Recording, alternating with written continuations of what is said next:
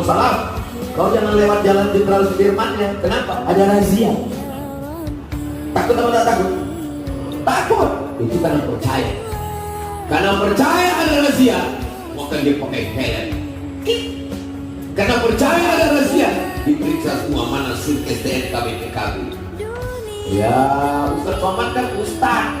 Kalau Ustaz mana kena tangkap? Saya kena tilang juga.